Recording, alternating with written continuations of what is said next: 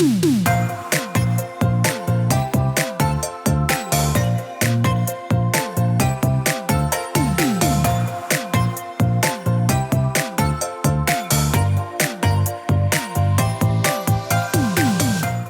to the Plant-Based Podcast.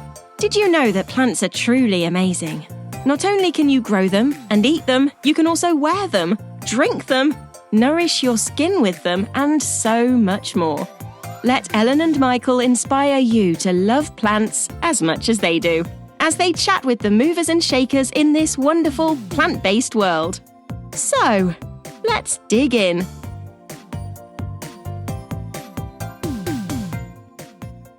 Hey guys, it's Michael. Welcome to my solo episode, which is all about the HTA. It's the Horticultural Trades Association. I've recently been announced as an ambassador for this association. Now, they want to work with me because they do a lot of amazing work, and most of the stuff that happens behind the scenes in the horticultural industry, they really do help every part of the food chain of horticulture. And part of my role is to explain that to you guys, my listeners from the industry, also you guys at home that are gardeners, consumers as well, so that we can really understand all the stuff they get up to in Parliament, what they do in garden centre research, kind of how they help suppliers get better prices, get support, and all in order to bring us better plants and a better garden centre buying experience as well. So I've spoken to 3 different parts of the HTA. So first up, you're going to hear from one of my personal gardening heroes, Pippa Greenwood. Now, my gardening heroes are probably, I can name them on one hand, is Pippa Greenwood, Anne Swithenbank, Jeff Hamilton, Stefan Bukatsky as well. And these were the guys that wrote for Gardener's World magazine when I was young. Now, in recent years, Pippa has become very involved with the HTA, and she actually is their horticulture kind of negotiator, director, manager, and she does a fantastic job. And she heads up the Grower of the Year Awards. And I really want to encourage any growers out there to enter these awards. It's free of charge. You need to get your order in by, you need to get your entry in by late July. And it's super easy. So I'm going to hand over to Pippa now, and she's going to tell you all about the Grower of the Year Awards. And I'm here with one of my heroes, Pippa Greenwood. Oh, I like that. who is heavily involved with the HTA, and she's going to talk us through the Grower of the Year Awards. But I also want to talk about your role within the HTA, because you put together the awards that are here at the National Plant Show as well. So top line, first of all, tell me about your role with the HTA. Well, it's described as horticulture manager, which really doesn't tell you anything at all, does it? And it's quite diverse. My sort of main link is obviously with plants and the people that grow them. That's where my sort of heart lies, if you like, in particular. And that's fundamental to everything in horticulture, isn't it? And obviously to the HTA. But also with plant health and biosecurity, because that's my background. So I tend to major on anything to do with pest outbreaks or that sort of thing. So sometimes it's a case of reading government information and converting it into something that might actually be readable by somebody that might need the information in it. So no, seriously. And we work very closely with both the policy team, myself, with DEFRA and so forth on new legislation relating to pests and pathogens. So that's part of it. But also looking after the growers' needs, if you like, and making sure that they are heard and listened to. So it's great, and as far as I'm concerned, it's lovely. And then along came, first of all, as you say, the New Plant Awards, which is nothing other than exciting. And my How many role. years old is that now? I think this was the 5th or the 6th year, something. No, that's probably really 6th on the map. or more. People maybe longer. You have a lot of entries. People really want that panache of winning either one of the categories or overall winner. Precisely, and I think it's, when I said how long it had been going, I think I've got that wrong, because it was very much here when I arrived, and then of course COVID happened, so we didn't have it for a couple of years, except remotely, which isn't the same at all. You can't really, I don't think, judge a plant without being there to touch it, sniff it, see it in its whole body. So part of my role was to sort of try and give that a bit of a shake up, try and make it's something that more people would enter, and as you say, understand the benefits of having a plant, even if you don't win, having your plant on display. To have a short list, you also give out bronze and silver certificates, I know, as well. We do, so. Yes, exactly, because you've been one of our judges. Yeah. I really enjoy kind of that sort of judging, because it's very challenging. And it's very exciting too, isn't it? So we're looking for, inspirational plants that are just that little bit different. Maybe it might be a much more dwarf variety of something that's ever been produced before, may have better perfume, maybe a richer colour, maybe a totally new colour. Yeah. I mean, one of the winners this year was, interestingly, it's described as blue, but I've yet to meet anyone, well, no, if one person I know says it's blue, the rest of us think it's most definitely a really rich purple. And a purple cyclamen, yeah. I mean, whether you love it or whether you hate blue.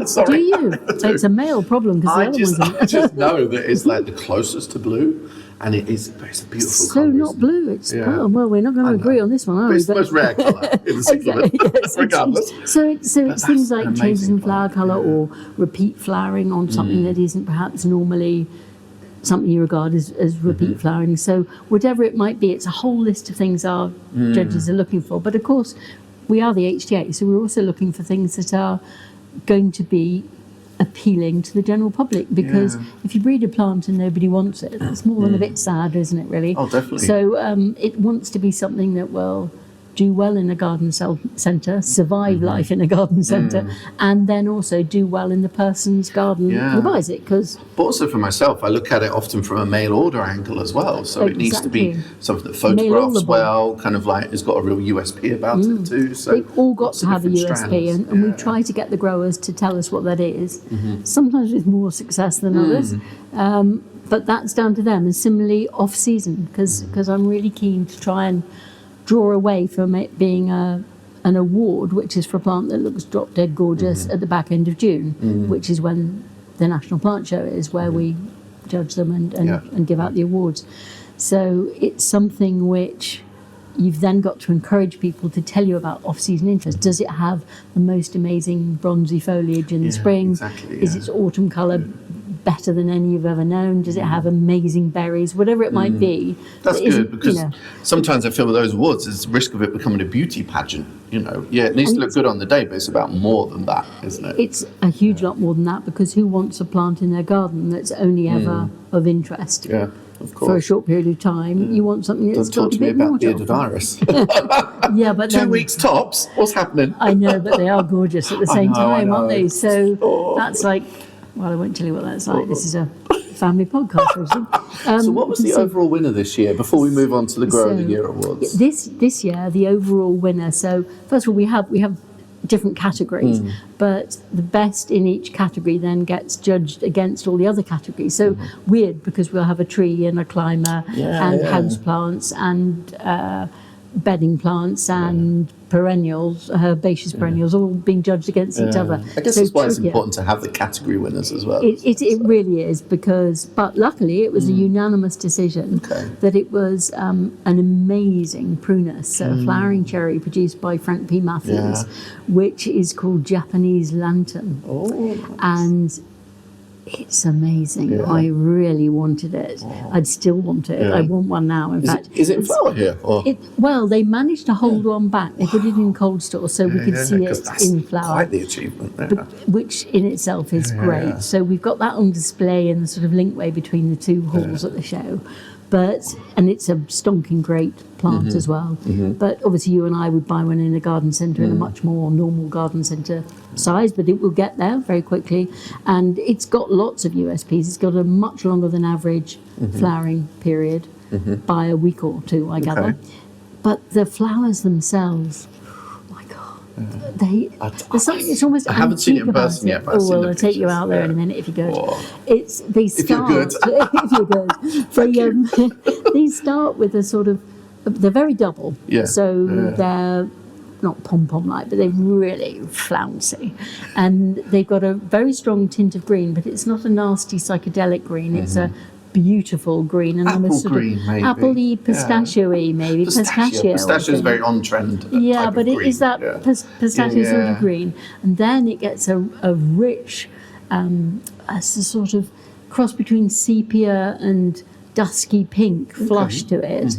And then apparently, and you can't see that on this one yet, maybe by the end of the show in this heat, you will be able to. As they get a good deal older, they go to be a deep, dark pink, apparently. So you've almost got 3 plants in one. That is cool. And I guess the fact that a tree won the overall plant is, it's pitted against things like perennials, bedding, but that's probably indicative of where the market is. I think people are recognizing the need to plant trees, the fact that a lot of these trees from Frank P. Matthews, they promote for container growing as well. So I think that's also telling us something about people being a bit more brave to plant a tree in their gardens. I think, I mean, if you've got space, it's great to have it. But the lovely thing about this is, because we've got the different categories, we're covering just about anything. In that it could be climbers, it could be conifers, it could be shrubs, it could be herbaceous. Was there any conifers? This year, no, there weren't any, actually. I have to have a word with Golden Grove. They got some good ones. I know they do, but they didn't enter. So you and I, between them, need to make sure they do. I'll put the wind up and don't worry. So lovely opportunity to see what's coming. And wow, we had a record number of entries, which again shows the health of the industry, the excitement and enthusiasm of the industry to produce these plants. Honestly, if I had a large trailer and a pair of dark glasses and a long hat and didn't mind being a thief, which I would mind, I'd clear the lot out. You need a ginger wig, no one will ever know. Oh, is that what it is? Ginger wig is always the way to get through. Okay, well, I'll bear that in mind. But I love new plants. It's just, amazing. Or ways to reimagine plants we already know. And it's addictive. It really is. But Grower of the Year awards. So we're really looking at growers, and there's a range of awards they can actually apply for before the 25th of July as well.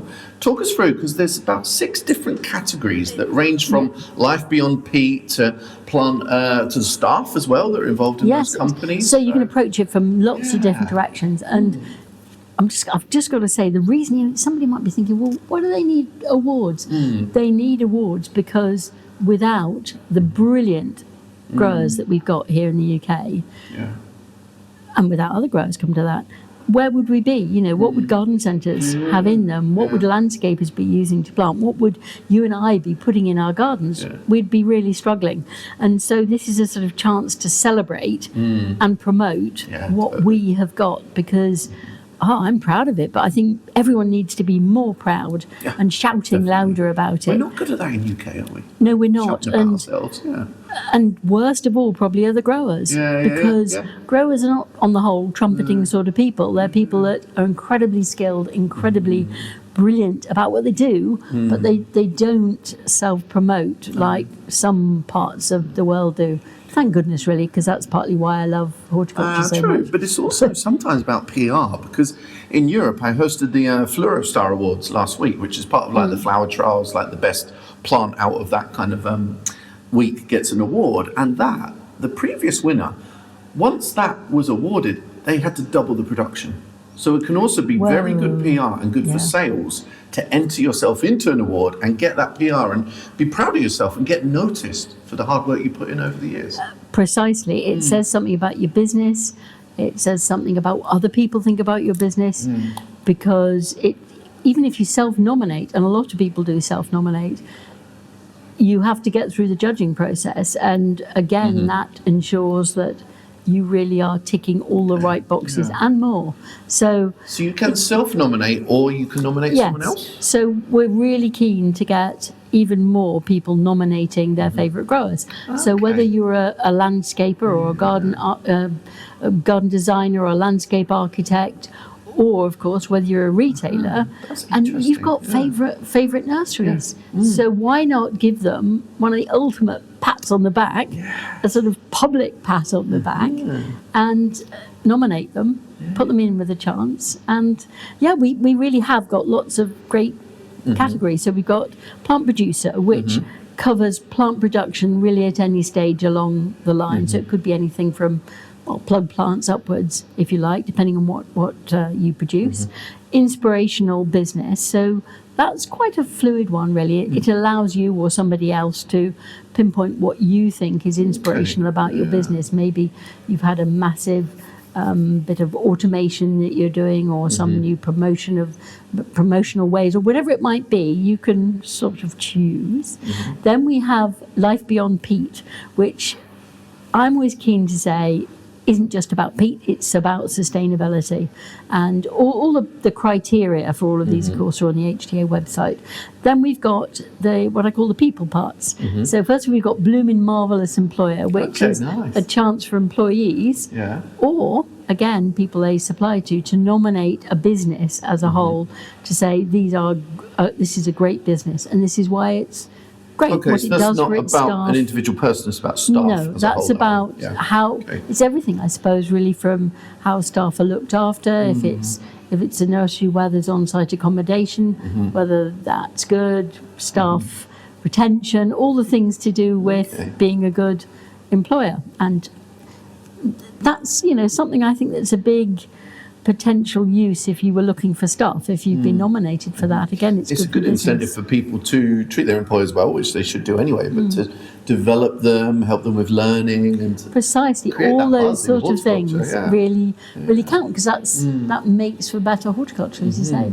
Then we've got best staff member, so that could be anyone doing anything within the business that you feel is an integral part of it and really important, and they do their job well and they interact well with other staff members, and they maybe come up with some innovative ideas, whatever it might be. So that's any individual staff member.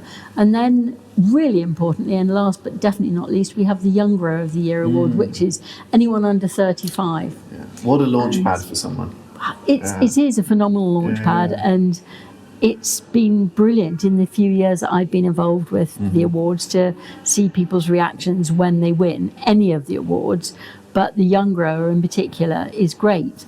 And another thing I think we should say about these is that anyone with most of these categories, if you win one of these awards, that puts you sometimes with a bit more paperwork in line for an International Grower of the Year, which are organised by the AIPH. And that's another thing, because don't we want to trumpet about UK horticulture? I certainly do. Absolutely. And by putting our growers into that, or letting them put themselves into that, it's a phenomenal opportunity. And in the past, we've had some great successes with our businesses who've then gone on to put themselves forward for the international awards. And is it easy to enter? Is there a lot of paperwork to enter in the first place? Well, you do it on the website? You can do it on the website, and we have it now, I believe, so that you can either download the form if you're into paper and pen, or you can do it all online.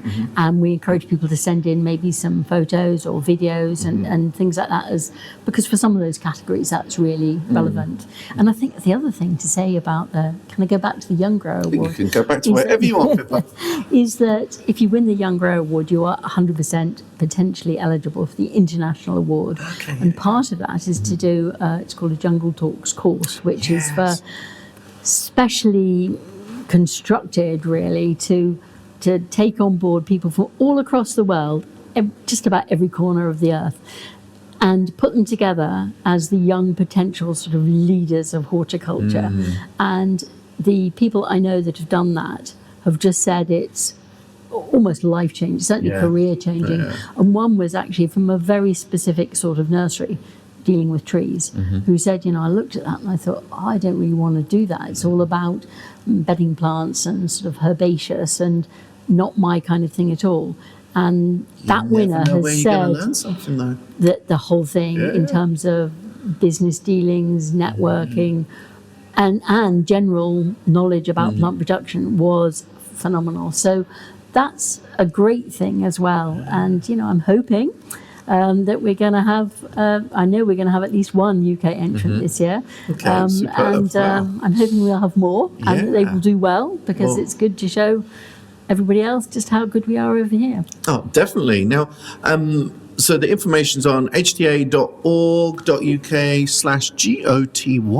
That's the website, and you've got until the 25th of July to enter as well. But I just want to talk to you generally about horticulture, Pippa, because we've both been around a little while. I feel like it's going through a real golden age at the moment. What do you feel? Because we've got these new energies, like with social media, kind of like a lot more young people are involved, more than I've ever seen before. How do you feel about it from your point of view? Because I think we're living through a golden age. I think it's phenomenal. And I think the whole aura, ambience around it has changed. I mean, when Plants I are first... mainstream now. Well, It's what we always dreamt of. Exactly. And the age bracket that's interested in them. You know, when you and I were little, being interested in plants and gardening, once you'd gone past about 4 or 5, was positively dangerous. And it's completely changed wasn't now. a cool thing. No. And there's school gardens and there's small kids with cacti collections or whatever they may be collecting. And it's absolutely brilliant what's happened out there. And again, things like with these awards, you talk to the potential future of horticulture. And although sadly, I passed the Young Grower of the Year award age group as have you. Only a couple of years back. just a little bit. I look at it and I just think this is amazing because it's providing extraordinary opportunities for something that's so exciting and so rewarding, not just yourself, but to the whole environment and to everybody that stops and even notices the hanging basket by the bus stop. That's a win as far as I'm concerned. So I think it's a very big golden age, and you've got things like the YPHA, Young People in Horticultural Their launch Association. success program, wasn't that incredible? I know. Just launched their brand new begonia called Bountiful at the BBC Gardens World Live. It was amazing. And brilliant, and we've got it here again. It's on, and they've got it on their stand as well.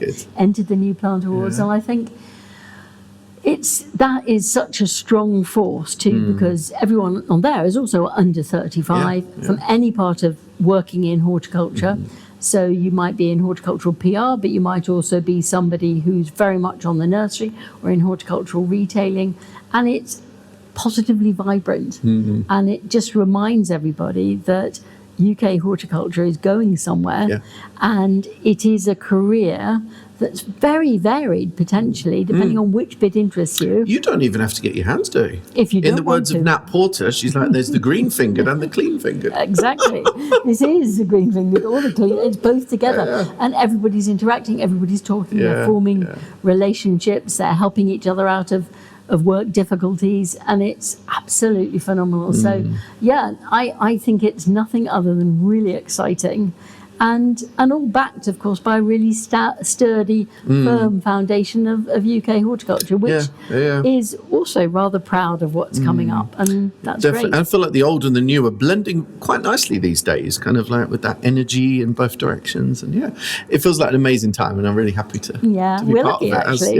Definitely. And it's so much better. When I look back, as I say, to when I started, it was horticulture. Plants. Why don't you want to be a lawyer? Why don't you when want I to was be a at school, doctor, it really dentist? the same. It was horrendous. And now I think it's getting better. It needs to get one huge amount, I nearly swore there, a huge amount better still. And I think it's up to all of us in it to prove. I think it's strange. Sorry, we've gone into a whole other conversation, but I think it's important. I think sometimes there's a lot of people waiting to get involved in horticulture, but we don't show them actively or clearly how to educate themselves in it, or what courses to go for, what opportunities are there. This is why, with social media, I want to show how varied my job is.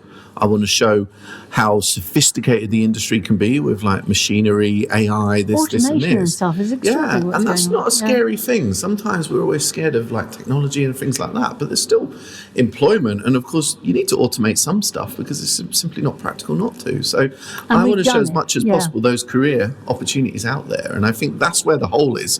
I feel like it's this vision that I feel like there's 100 people outside the door waiting to work in horticulture, but they don't know how.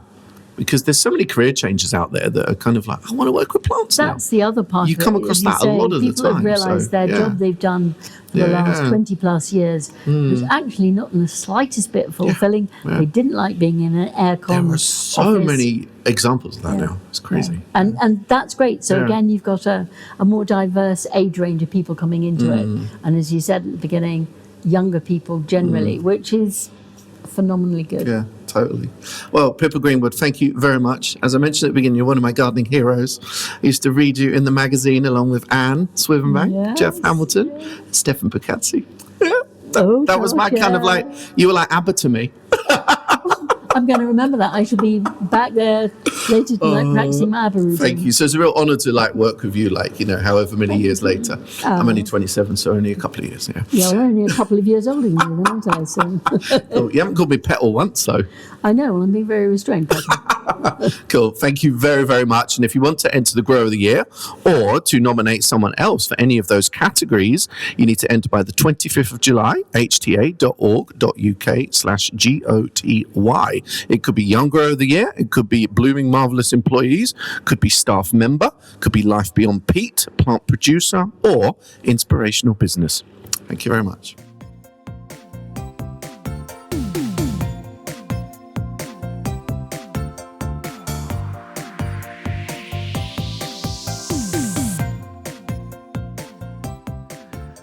Okay, that was super interesting. I couldn't help but fangirl throughout the time that I was speaking to Pippa, but she's really great, really down to earth. She's got the knowledge and she's really a great ambassador for that award scheme as well. So I hope you guys do take part. Next up, we've got Jennifer Feasy. Now, she does a lot of amazing work lobbying to Parliament. Now, I started this interview and I kind of was... In the back of my mind, I was like, I don't know what lobbying really means. Shall I ask her? Shall I not? Turns out I did about halfway through. So it's a really, really interesting chat because we don't realise how much happens behind the scenes in government, you know, discussing horticulture and trying to really kind of push the importance of horticulture and what an important industry it is and how it is, in many ways, our future as well. So this was a really, really awesome chat, and I think you'll enjoy it too. Hand over to Jennifer. Jennifer Feasy, HTA, Director of Public Affairs. It's a real honour to have you on our podcast today. As you might be aware, I'm starting to do some ambassador work with the HTA, trying to get the message out there about what the HTA can do for growers, retailers, suppliers, but also how it affects the general public as well. And I know that your role is integral to all of that because you go to Parliament, you get involved with government, you're really on the political side of everything. And I want to really kind of dig into what your role is about, what the current issues are, and what you see as the future of UK horticulture as well. So it really is, a whole fact find. So are you up for that? I'm absolutely up for that. Good. Do I call you Jen or Jennifer? Jennifer. Jennifer. Okay. Formal. But I don't mind, but professionally... It's like me. Ask me, Michael. So Jennifer Feasy, tell us about your role at the HTA and how long have you been in station? So I've been in station nearly 3 years, but quite a lot has happened in that time because my role, it tends to be really impacted by the electoral cycle and actually what happens when elections happen, when we see policy changes and government changes. But I think the first most important thing is for me to say, what do I cover within the HTA? What's in my scope and in the area that I'm... Well, that covers policy, public affairs, and also I've got the media team there. And all of the sort of what we're working on together is really reaching out with the messages and the key messages and key asks to policymakers around what is impacting our members on their day-to-day business. And my mission is to help HTA members flourish by making them have the most competitive environment to run their businesses, whether they're a grower, whether they're a landscaper, whether they're a designer, whether they're a supplier, or whether they're a retailer. For all of those businesses, how can the UK be the best place for them to do their business and to grow things? Now, there's things we can control, which are hopefully some of those policy areas and help shape what comes out of government and also stop some things coming out of government that makes it harder for them to do their things. And there's things I can't impact, like the weather. So it's doing what we can and just talking to anyone and everyone about the sector and getting that recognition. Okay, and was that actually a role that existed before, or is that a new role which is indicative of like the need for it? Was that an existing role? The HTA's always been lobbying, and I think one of its great successes was during the pandemic, where it worked not just as HTA, but it brought together a coalition of different organisations to get garden centres reopened and be able to let people enjoy their green spaces.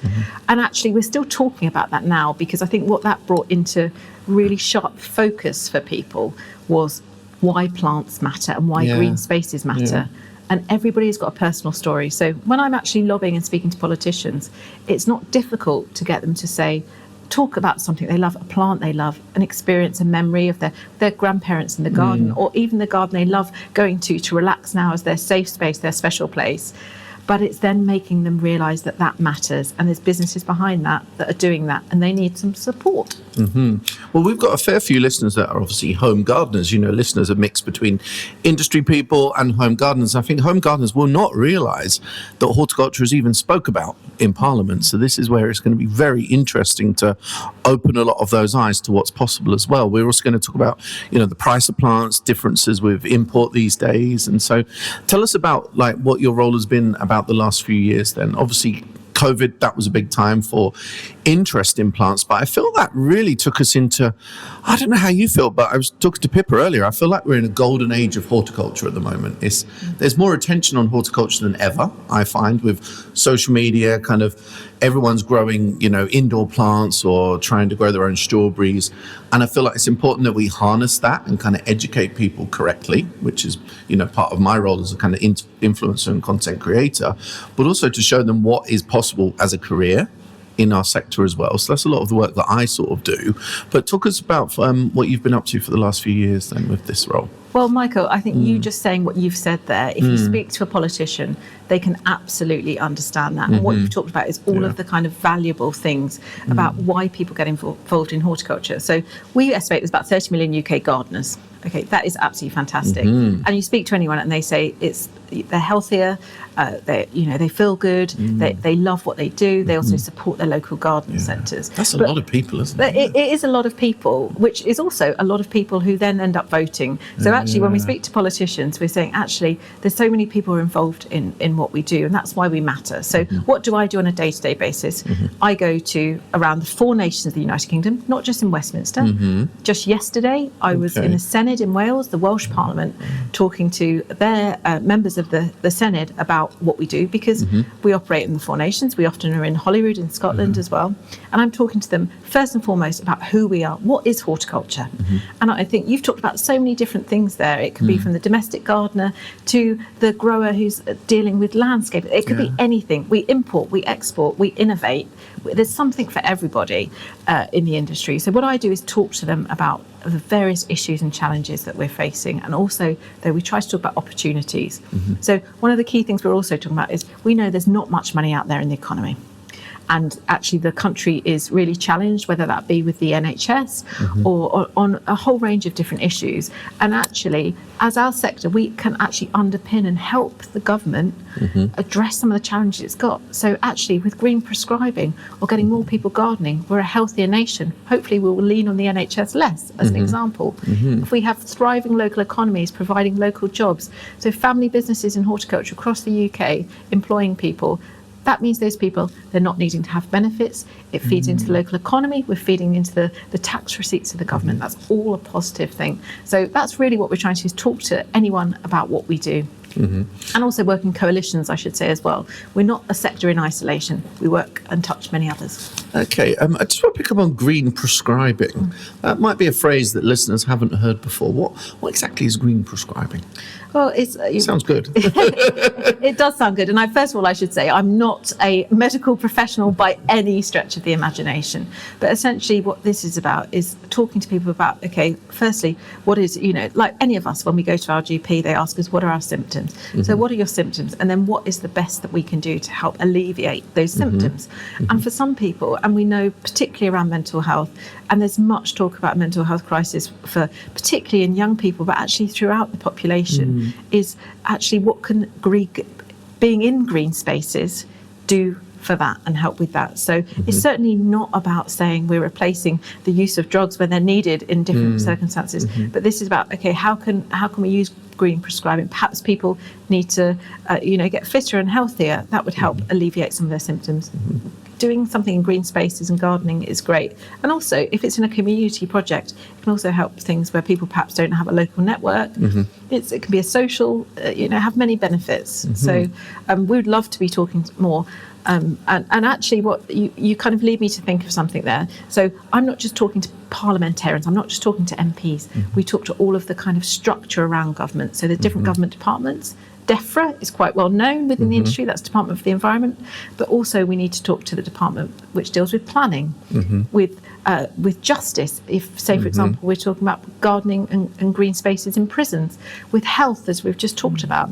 So we need to talk to anyone and everyone, because actually the web of policies that impact our sector are really wide. It's a lot. It's like a big octopus, all these different subjects. It's like, because actually very interesting you talk about in particular then what about gardening in schools, education? That is quite an interesting strand of it again that I'm just kind of thinking of. But it's really it's such an important time for plants and horticulture, and I think to get them into the mainstream. But what does lobbying really mean? Because I think, like, for a lot of people, it's like, does government move too slowly with these things? Like, how is lobbying important? What exactly is it? Kind of like, how does that manifest?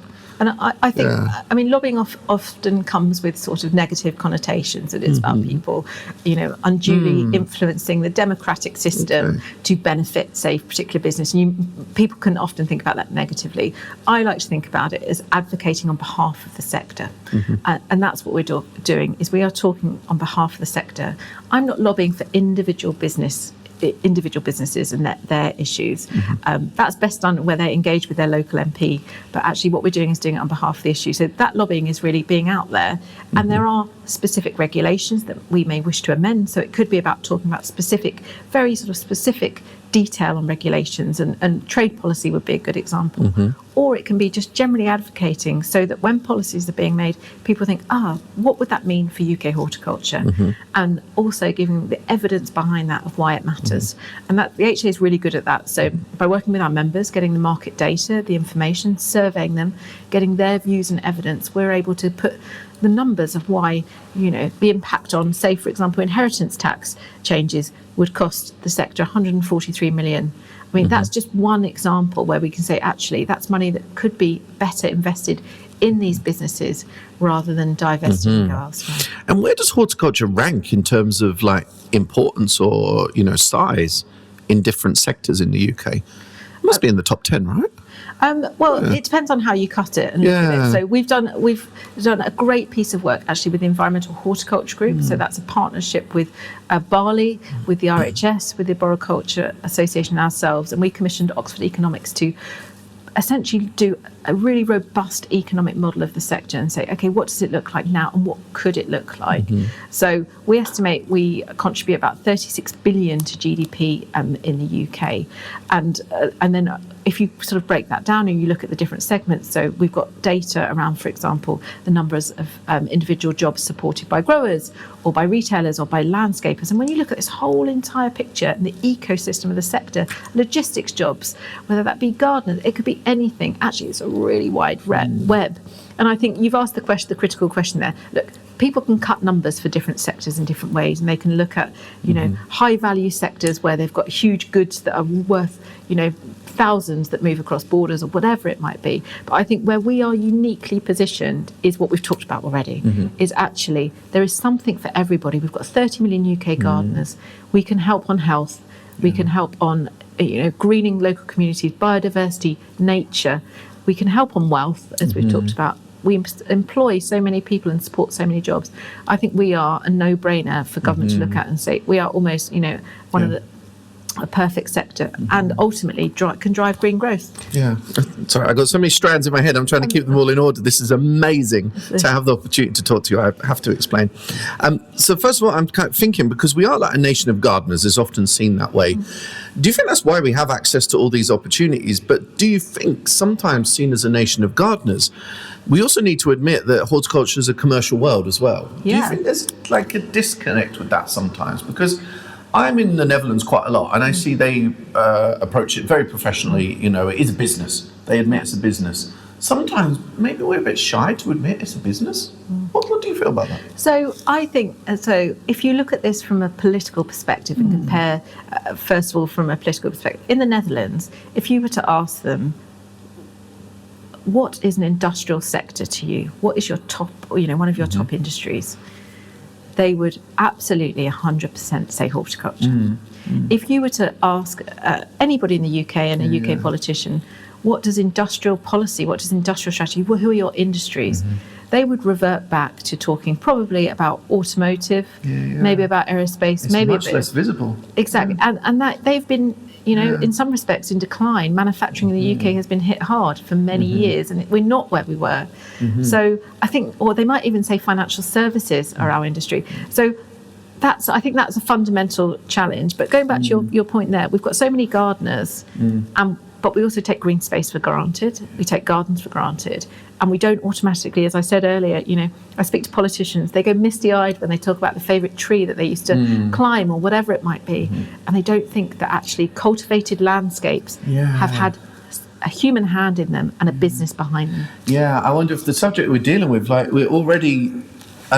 we're fighting the battle because it is an emotional subject that is linked to nostalgia, memories, and it's hard to then admit that's a serious business as well. So, we can't help that. It's just the product we're working with, but that is where the challenge lies a little bit, isn't it? It is, but I think it's also an opportunity because, we're talking here today at the National Plant Show, which you walk around, whether you go to a flower show, whether that, Chelsea or wherever it might be, and there is no way that any individual can leave that without feeling good and feeling like they've seen something they love and getting the atmosphere and I think that is a really fantastic position to be in. So I think we're naturally an optimistic sector. You have to be, because you go out there every day and you don't know whether it's going to rain, shine, whatever it might happen. True. So, and I think we need to, harness that.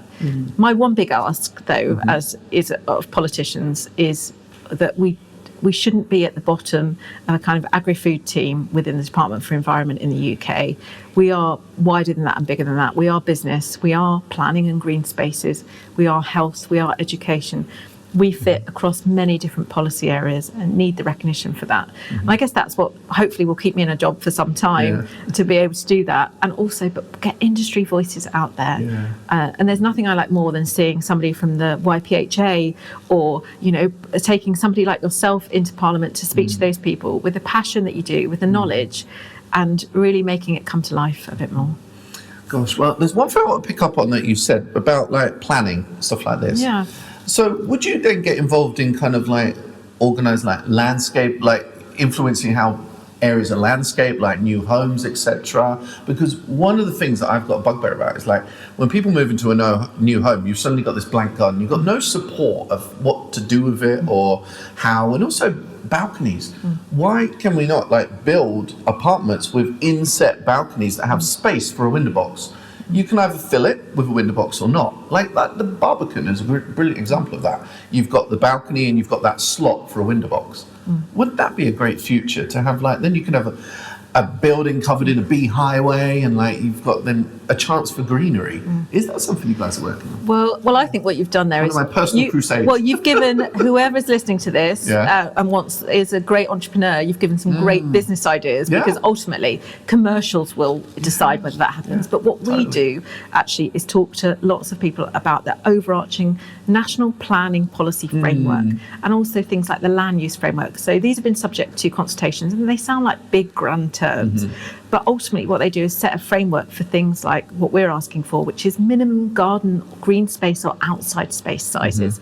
So it's those sorts of things that we can help try and shape and influence. We can't shape the final designs because that comes down to... So it's more kind of the detail of it. Exactly. But but as you say, look, we are going to see more people living in probably apartments in urban areas because we don't have infinite space, but that's exactly the type of area. But also you've mentioned the Barbican and the HTA National Conference this September, the 25th. Of course. Is in the Barbican. What a great time to place an advert. I love that, Jennifer Feasy. That is perfect. But actually the Barbican is a great example of urban green space. And I think what we need to not have stuck in our minds that green spaces is just about, large residential gardens. It is about a balcony. It's everything is about engaging with gardening and green spaces. And also indoor space as well. Does that come in your... Absolutely. Yeah, absolutely it does. Houseplants are a great entry point. No longer is it that your entry point is your first movement through the garden gate. It's that houseplant. Yeah, that's a good point. It's very different, isn't it? The entry point to horticulture now. If young people... That's really changed, actually. Well, I think for me, obviously... young people go to the garden centre with, I take my small kids. I know in a couple of years' time when they're teenagers, they won't want to be seen dead with me, let alone in a garden centre. So you don't know. Times are changing, plants are cool. Yeah. Well, I hope so. But they are interested in things like terrariums and houseplants. They want them in their bedrooms and on their desks. Yeah. But I know that there'll be a phase, and they probably, unless, something happens and I win the lottery, they're not going to be buying their first home for a long time. It's much more expensive to do that. So they're likely to have houseplants and probably live in an apartment. For that feel-good factor. Yeah. And then gravitate towards them, I believe. And maybe eventually they may be fortunate enough to have a home with a garden of their own at some point, but that happens later on in life. So how can we get those people gardening in different ways? I'm quite excited. You'll have more ideas than me about that. So. Well, have you seen that guy doing the New Build Manifesto? Oh, what's his name? He's put together a new build manifesto that talks about like putting Swift blocks or B bricks into, and also talking about like giving people support with the new homes. And I think sometimes they take away the topsoil or something. Yeah. They sell the topsoil. So people are obsessed with Swift blocks, and I wish we could get them as obsessed as you say with window boxes. I think the challenge that we've got, the government is committed to building 1.5 million new homes. Now, a target is the death knell of any government thing, because usually you can never meet that target. But why are we not talking about 1.5 million homes and gardens or homes and green spaces? And if we had that, imagine what boost that would give to the industry. It would be amazing. And so for us, that's what we're trying to talk about. And also, not just saying, okay, we're 2 weeks out from the end of this build. Oh goodness, I need to get on to the people who are providing me with the lawn or the X number of trees I need to put in. What have you got? Let's stuff it in now. Oh no, you've got to import, you've got to do this, that and the other. Plan it in from day one, because we can grow now for that, a few years' time. We can't do that with 2 weeks' notice. No, I think it'd be great to have because when you buy a house, I've never bought a new house, but I feel you choose your worktop, you choose your tiles, you should choose your garden layout. I want a Mediterranean garden, lawn here, gravel here, a few basic plants, and then it's done for you. That would be cool as well. Yeah, I think there are. But that's more of a home builder kind of project. I appreciate. I mean, obviously, I think some home builders are starting. Are they? Starting to think about cool. that. That is very nice, actually. Well, if not thought about it here, then they should be. Because you're right. Like when someone buys a house, it is seen as a house, and the garden is an addendum to that. But it shouldn't be. Really, it should be another room. And that is how we appreciate it in a different way, but also design it and decorate it in a different way that appreciates it more, really, and makes the most of it. I just want to ask, actually, I've got so much more I want to ask you. For horticulture to get the recognition within government, how will you know when you're there? So this is the what does success look like? So for me, we've made some huge strides, and what success looks like at the moment is having invitations to be around the table. Okay. So we sit in our own right around the table, and I'm seeing that more and more. I feel, and well, that's good, because and I certainly am feeling it. And also, as I've said earlier, is not just to be focused in one government department, but across different government departments. And also, it's the small things that I look for. So actually, in the comprehensive spending review, which was announced by the Chancellor as part of the spending review just a couple of weeks ago, the reference in there that is specifically around trade and the new SPS arrangements with the EU, which will essentially remove some of that friction we have of moving plants across the border, references agri-food and plants. So we're not all lumped into one. We are seen as a separate sector. That's one really good example. The other one, a result of lobbying. Absolutely. It's what we've been doing. And the other thing is, when you look now at who answers parliamentary questions. So we work with a lot of MPs who ask us, how can we really advocate for you? And often they'll ask questions following conversations that we've had. It's when you start to see those responses not come from the Minister for the Environment, but instead to come from the Minister in Housing and other places, that we are starting to get some cut through, that our issues are beyond just being in a small issue to being much wider, and that for me is really exciting. That is really cool. I got one more question that's really geared specifically to home gardeners, really. Do we feel like in the last, say, 5 years, we all know what's happened in the last 5 or so years, has the price of a plant changed in a garden centre? Because it feels like it has. And reasons for that, because there's difficulties with import. Obviously, since Brexit, things changed. Do you feel like, first of all, the price has changed? And What are the causes of that? Because I want people to understand that maybe it costs more to import. It's not as easy to get everything into the country as well. So would people have noticed a difference in the price tags? Well, so I think the one thing is that if I just speak from my own personal experience of buying anything, it feels like you are paying a lot more and you're getting a lot less. It's not just plants. Good. Exactly. Yeah, good and answer, that is so actually inflation, right. In truth has gone across the country. Isn't it strange? We always expect plants to be like this kind of like mythical, like cheap price. Yeah. And I think that's a real misnomer, and that is why I like to show so much behind the scenes to justify those prices. Yeah. And this gets mentioned to me a lot. Now, I love cut flowers, and we have members who, we have pack houses and others in membership who absolutely, but quite often people say to me, people don't bat an eyelid at buying a bunch of flowers for £20-25, but they balk at spending £5-10 on a plant, and they don't think about what's behind it. So our job is to talk about all the work, energy, and by energy I mean actually the energy costs, water, everything that goes into that, and that it's been nurtured not just in a few days, weeks, actually it's over all of that time. And it's true, as you say, imports, logistics costs have gone through the roof. Hopefully that might become a bit more manageable and with less friction in the coming months and years. But I think you're right. I think we do need to talk also about the value, and also that hopefully that plant isn't going to last you just a few days. It could last you a lifetime. True. But there are also plants that are more short-term. Yeah. Which is always funny, because I feel something about, this is a comparison with the Netherlands and UK. I feel like as a nation of gardeners, we always want to keep a plant alive until the very last moment. And I'm always like, please guys, don't do that. Support the industry, buy a new one. It's okay to put a plant in the composting, So I obviously I speak to all sorts of people, and most days I have somebody, mostly politicians, who say one of two things to me. One is they're not green fingered at all because they're never at home to be able to be able to look after it, and the other thing is that they get quite long holidays and their house plants in their offices, often they'll come back and not look so well. And my answer to that is always, well, I'm sure if you go to your local garden centre, nursery, wherever you get your plants from, they will happily furnish you with a new one. But obviously, but you know what? Shock horror. I don't know what you're going to think of me now. I actually approve of faux sometimes. Your face. If you've got a bathroom with no window, I'm not going to keep wasting money and wasting a plant trying to make it grow. So I've actually got a faux phalaenopsis in my windowless bathroom. So, as long as it's disposed of responsibly, and I know there's companies out there now, such as Elho in the Netherlands, are making pots out of artificial turf. Wow. So I acknowledge there can be a market for that sometimes as well. So please don't be shocked. I think there's many garden centres that offer absolutely something for everybody, and it still gives you a psychological feel-good factor as well. Dried flowers and things. Exactly, and that is it. Actually, as you say, seeing green, enjoying plants. Absolutely.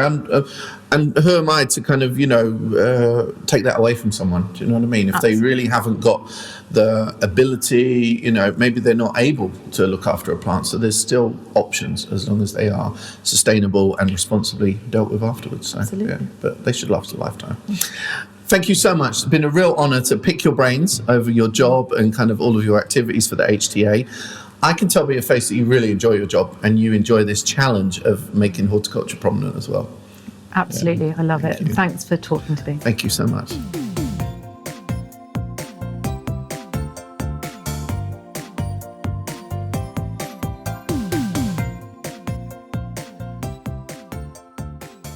Finally, I had a chat with David Denny. Now, he's really the tech guy at HTA, and he's been doing some amazing research looking into how you guys shop in the garden centre. They've even had some secret cameras that were declared beforehand, so nothing to worry about there. But really interesting to see why and how people buy plants, kind of to help garden centres have that better experience. Obviously, to keep you guys happier with better purchases as well. It was a really, really interesting chat. He talks about that range of different research. So, hand it over to David. Okay, so as part of this HTA episode, trying to find out more about Horticultural Trades Association, how that relates to you as a home gardener, but also to people that work in the industry, also how that kind of helps to shape policy that the government puts out as well. We're talking to David Denny, who is a big tech guy. That's how I describe you. What's your official job title? So, Director of Research and Insights, which is a grand way of saying that we find stuff out about things that's useful for the industry. That is cool. And you're trying to find out that stuff in order to help with the lobbying for government. You're also trying to help garden centres to get the very best sales as well, and also to kind of just find out more about our industry in order to give those insights and for it to perform better for everyone, really. Yeah, that's right. Okay. So if it's kind of evidence that our policy team need to talk to the government, then we provide a lot of the data to back that. What I love, the first time I saw some of your work, I can't remember where the presentation was. Was it Pershore? It was Pershore, wasn't it? And you showed the secret camera footage of customers. I'm sure they knew afterwards or in advance, but secret camera footage of how they were interacting with plants in a garden centre, which is, first we're going to talk about that, the ways that people interact in the garden centre. You put a lot of research into that in order to kind of help sell more plants and to help customers feel more confident about the plants. Tell us about that kind of secret camera footage. Yeah, that's right. I mean, like a secret shopper. That's exactly it. And to clarify, in case the Market Research Society is listening, they all knew they were being filmed. But it's exactly that. It's try and kind of watch what people are doing, how they kind of talk to each other about the plants, and really about what kind of emotions, thoughts, memories the kind of plant displays bring out, and how that kind of translates into what they're going to put in the basket, and also what's going to help them succeed with those plants once they get home. Because you think a lot of people are buying plants linked to nostalgia and memories then in that case? Well, that's right, and you kind of see quite a bit about the plants. I mean, smell in particular triggers the parts of the brains around memory, and so what we've seen is people around the shopping experience just kind of smelling, touching and smelling, and it's triggering memories of when they've had kind of memorable moments with family, with friends in the garden, sometimes going back to childhood. So kind of then looking back on that footage, we can then learn that, and then maybe the garden centre starts to stock those nostalgic plants or kind of lay them out in a different way. Do you learn stuff about layout and kind of like tracking of I used to work with mail order catalogues, so we looked at like eye tracking, but you also do that in a garden centre environment, don't you? Well, we do. And to get the right footfall as well, like IKEA. And it's exactly the same sorts of principles. What's going to draw the eye into it, and if we're looking at the page, there's the kind of the impact that a human face will have to draw the eye. But within the plant area, we see very definitive movements of the eye. Whether it's sort of checking for the price, looking for where the flower is, and what we find there is if those ingredients aren't all in place, it can have a huge impact on that kind of shopper journey to be able to kind of have the confidence to put something in the basket. That's amazing. So you're then advising on like the POS and all of those different materials as well? The point of sale and the kind of combination of those things. So again, one of the things we've sort of watched a few times there is that eye tracking research where the shopper will clearly kind of fixate on the bloom, the plant. They will kind of then cast around for information on the price. But if that's not there, they start to get wary. You can lose the purchase for that. So even things as simple as making sure that the price is visible, or in particularly any offers are visible, it just gives that confidence for the shopper to complete that journey. Now, the journey takes probably a few seconds, but it's all of those kind of ingredients need to be in place. And also, like we joked about IKEA a moment ago, but is really the journey through the garden centre sometimes? You kind of influence that too? We can do, and we have done some bigger scale studies trying to look at the points where the shoppers go, and what we found, it was kind of gloriously unpredictable. Now that can be an analyst's worst nightmare, but when you look, depending on where the cake is, right? well, it does, and it's one of the that's an important part of it. We kind of, I think sometimes over the years we get embarrassed that like cake and tea is part of a garden centre journey, but why not? Do you know what I mean? It brings people there. Well, it is. I think it's looking at that offer for what does the garden centre bring, and to look at it as well as the zones and the products about what's that shopper experience, why are they going. And there's a lot of overlap, so that a shopping occasion, I'm going to meet up with my sister, I'm going to take my mum out for it. Part of that's absolutely enjoying the plants, the plant area, the conversation around it, but the conversations continue in the cafe. So to really look at it from what the shopper wants, as well as the kind of different zones of the garden centre, is kind of quite critical to that experience. And that experience is really what's setting the garden centres apart from a lot of retailers. And how do you kind of like give that information, like as a report? Like, do you update it every so often? What does that look like in terms of the advice? We do all sorts, but we also try to kind of learn from our own research. And what we're finding with market research is that the kind of big, hefty, weighty reports are kind of giving way to more bite-sized, digestible nuggets. So we will pull out anything from posters for the staff room, kind of those video vignettes of the actual video footage going around.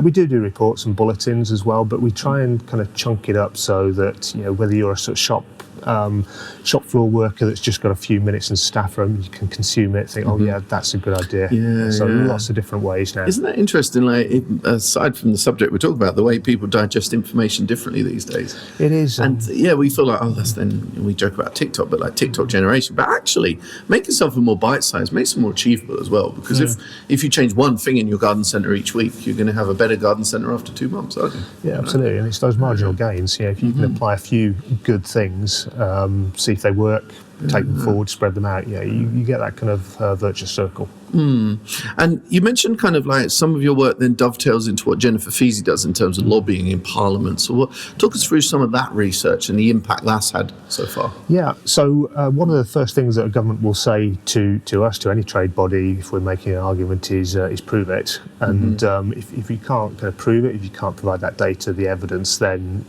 you really struggle to get the traction. So a few examples of what we've done there is around that kind of border model for international trade. If our members are the ones who filled out those surveys that we've sent out asking, have you employed more people, what are the costs, then first of all, thank you. That sort of data is what we collate and evidence to government say, this is costing our sector X amount, or we're missing an opportunity for Y amount. So there's those sorts of data as well. But there's also more and more kind of evidence out there that we don't generate, but that can sit in silos about the benefits of plants, green spaces. And what we do there is we kind of draw that together with our own evidence and I suppose try to tell compelling, but provable stories about what our trade needs, what we can bring to society and what the green spaces can deliver.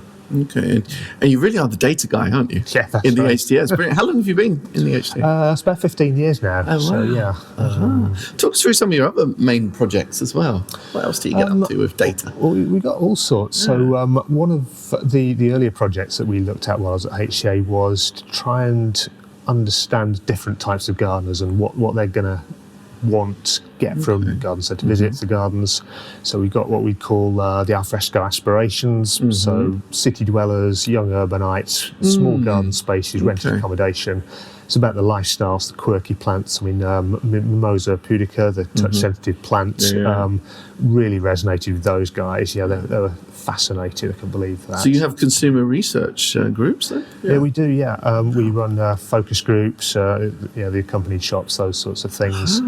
And it's really about trying to give those things shops. Yeah, that's right. Which would be, it's the eye tracking work that you mentioned there. It's where we will just kind of film, but also kind of watch and ask them to explain. Well, did you notice that? Why did you behave that way? That is cool. How do you select those people? Can people sign up? It's usually we try and get as scientific a sample as we can. So there'll be kind of usually a set of, sort of screening questions when we go at the start. Why are you here? Age, demographics, that sort of thing. But we try and make it as representative of the group that we're researching as we can. So there's a different set of ways that we can do that. Okay, and this is kind of looking at like trends as well, then how people are using the outdoors a little bit more and like smaller spaces then as well. That's right, and we'll look at trends around kind of garden size, around home ownership. So it's perhaps not surprising the level of spend you'll make on your garden varies hugely. If you own your home, you're more likely to spend on it. If you're essentially investing in the landlord's property, then yes, so. That's interesting. But it drives new things. But there's also ways to, maybe that's actually an idea for garden centres, to have an area that is for rental property customers, maybe, with things pre-planted in containers on wheels. That that's something maybe that research leads to a bit. So at least people can decorate rentals as well. And certainly that container gardening trend would tend towards being able to take it with you when you move. No, definitely. So, and I guess people in a rental are going to be decorating a garden rather than gardening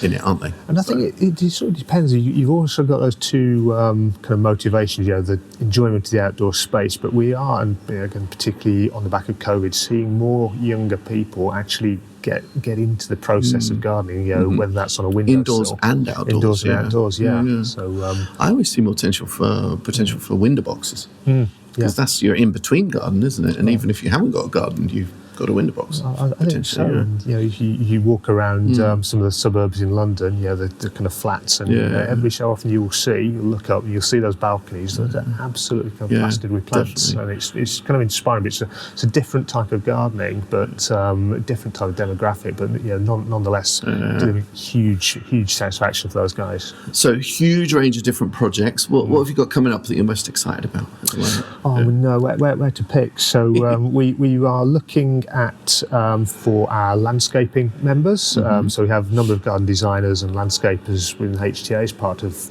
Association of Professional Landscaping, and we're researching the journey that those landscaping clients take for commissioning a project. Okay. So how long are they kind of researching what they want to go into their garden? Where are they kind of getting those ideas from? Who are they asking? What do they expect from consumer? Is it from a supplier? Is it about that assurance? Is it about the inspiration? So really that is it's fascinating. Just again trying to get under the skin of those consumers, understand how they're kind of taking that journey, and how the landscapers can kind of help them through it as well. So because for us that project, it could have been years and years in the kind of genesis. How can we provide that information to make it a success in advance? So that's one we're really excited about. Wow, that's amazing. Because of course HTA, we always need to remember, it's not just about garden centres, it's also retailers, suppliers, landscapers as well, isn't it? So all of the support you offer across that whole portfolio of aspects of horticulture. Well, that's it. It's quite unusual for a trade association to go all the way through the supply chain like that, and it does help us bring those sectors. That is a distinct difference, definitely. So you wouldn't, for example, see. I'm trying to think of a good example. The supermarkets, NFU. It's a farmers' union, but when we can bring together the growers and the retailers and the people who service as landscapers, you get some fantastic projects. Yeah, and of course you've also got the garden gift voucher, which is then something that's public facing, which is quite unique to also have that visibility to the public too. So, it is, and it's I suppose it kind of spans that kind of emotional connection with gardening as well. It's a gift that keeps giving. So we do see a lot of intergenerational giving there. It's the gift for the mother, for the sister. So and obviously all of that purchase then helps to make garden centres better in all the ways that we've described as well. It does. I mean, all of the kind of proceeds from that gift card scheme, they basically go into financing all of the lobbying, all of the work that we do for members. So it's I forget the figures, 50-60% of the HTA's financing comes from that gift card scheme, and so what that generates all gets reinvested into helping the industry grow. Superb. Thank you so much for letting me dig into more about what your role is within the HTA, David Denny. Pleasure. Thanks. Thank you.